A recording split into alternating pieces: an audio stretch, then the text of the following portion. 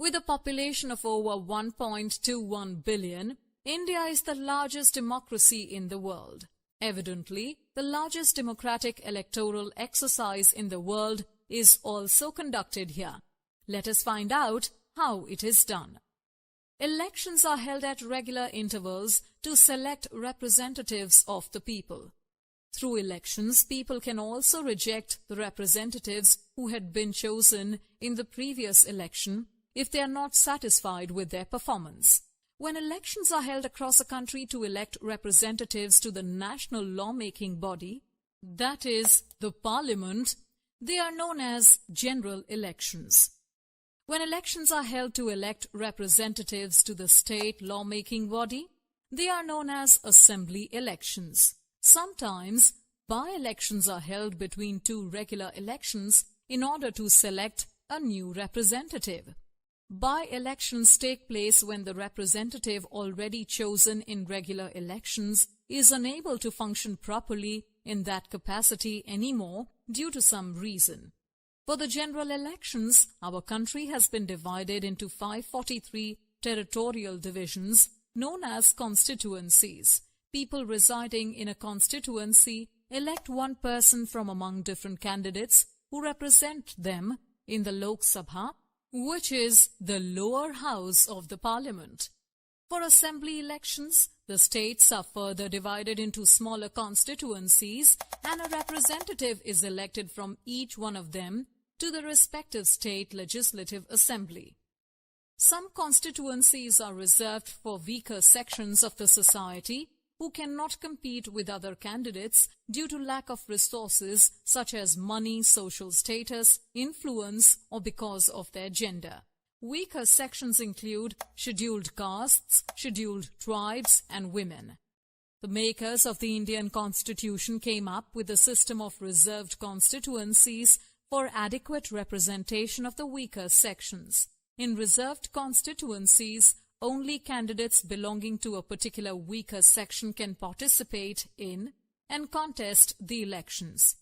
This makes the system of elections more representative and more democratic. Once the demarcation of constituencies is done, the electoral roll is prepared. The electoral roll is commonly known as the voters' list. The electoral roll is a list of all the people in each constituency who are registered to vote in the elections. Only those who have their names on the electoral roll are allowed to vote.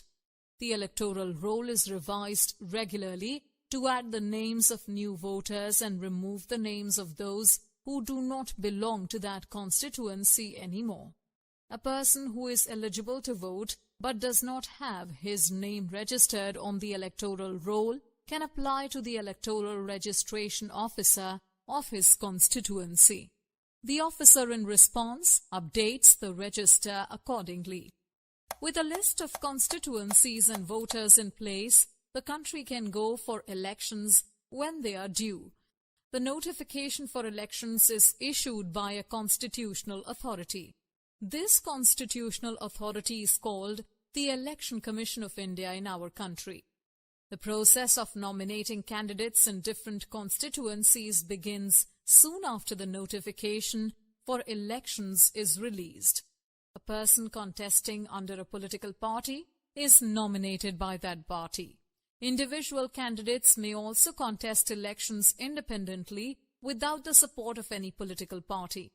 Anyone who wishes to contest the elections has to fill the nomination form and pay a security deposit. He or she must be at least 25 years of age. All candidates are required to make a legal declaration regarding their assets and liabilities, educational qualification and criminal cases, if any pending against them. This information is put into public domain so that voters can make an informed decision about their representatives.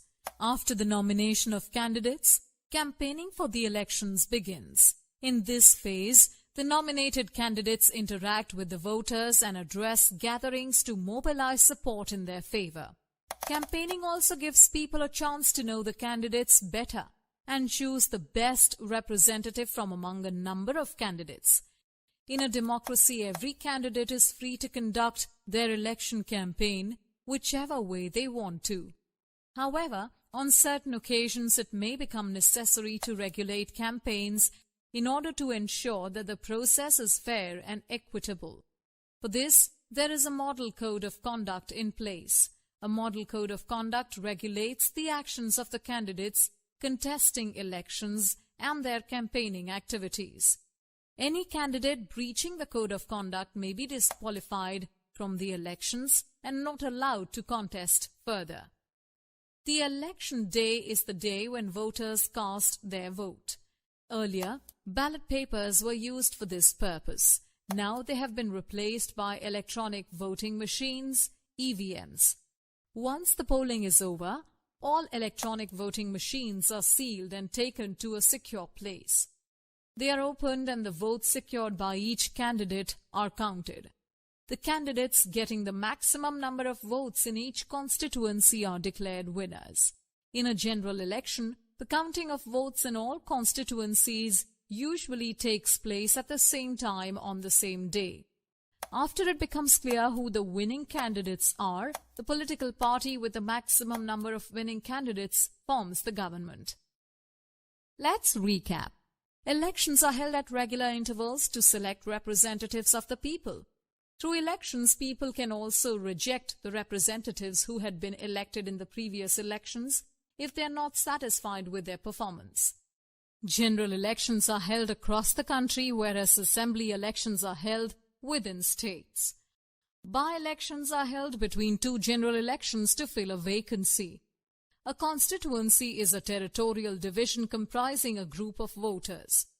In reserved constituencies, only candidates belonging to a particular community can contest and win elections.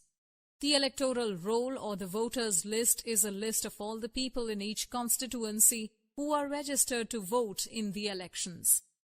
Every eligible person who wishes to contest the elections has to fill the nomination form and pay some money as security deposit. Candidates are also required to declare their assets and liabilities, educational qualification and criminal cases pending against them. During the stage of campaigning, candidates interact with the voters and address gatherings to mobilize support in their favor.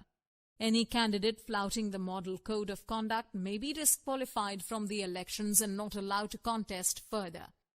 After voters cast their votes, the candidates getting the maximum number of votes in each constituency are declared winners.